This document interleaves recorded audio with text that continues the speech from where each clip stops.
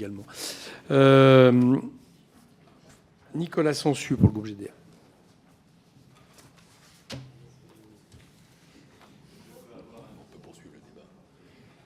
Je n'ai pas besoin, mais merci, Monsieur le Président. Monsieur le Président du Haut Conseil, merci de vos deux avis éclairants, même si vous n'avez pas tous les éléments et vous l'avez expliqué.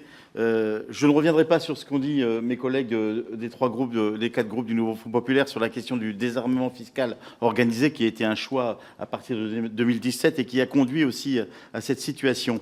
Je veux juste dire que sur 2024, même si aujourd'hui on semble avoir des éléments tangibles et solides, n'oublions pas qu'en plus de ce qui s'est passé au PESTAB, nous avons en plus gelé et annulé un certain nombre de crédits. Ce qui fait que c'est peut-être pas 1,7 point de PIB de différence qu'il y a, mais peut-être 2 points de PIB, ce qui fait quand même un écart de près de 60 milliards d'euros par rapport aux prévisions. Ce qui pose problème, et vous avez raison, il faudra qu'on regarde. Alors vous nous avez dit aussi d'oublier la LPFP, ça tombe bien, on ne l'a jamais votée. Donc comme ça, on l'a oublié même avant que vous nous le disiez, Monsieur le Président.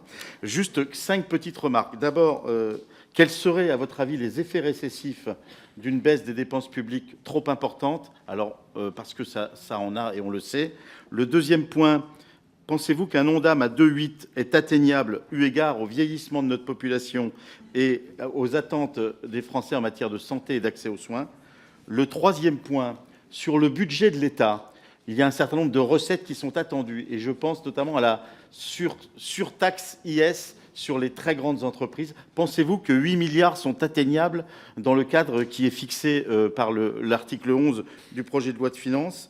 Le quatrième point, pour les collectivités locales, la baisse du FCTVA, la diminution du fonds vert, n'auront-elles pas une grosse incidence sur l'investissement public local et l'investissement public en général? Et enfin, dernier point, ne pensez-vous pas qu'il y a un problème avec une société qui devient de plus en plus une société de rentiers et d'héritiers, et que là, c'est aussi quelque chose d'important pour faire un vrai budget qui soit juste et fiscalement tenable?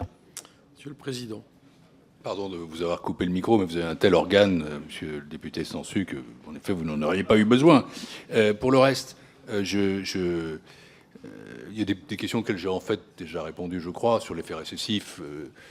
J'ai répondu en gros sur ce que pouvait être le multiplicateur retenu. Et donc, voilà, sur l'ONDAM, c'est sans doute atteignable, oui, mais il revient que vous posiez au gouvernement la question de comment on fait. Nous ne pensons pas que c'est hors d'atteinte, mais il faut voir quels sont les impacts que ça a. Sur la question que vous posiez, c'était... La troisième, c'était sur... Pardon, je me relis mal.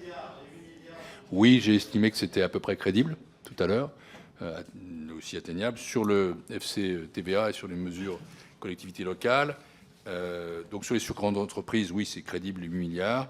La CNRACL, c'est aussi crédible. J'avais répondu à cette question à Madame Louwagie. Après, l'impact sur l'investissement doit être évalué. Ça aussi fait partie des questions que vous devez poser au gouvernement.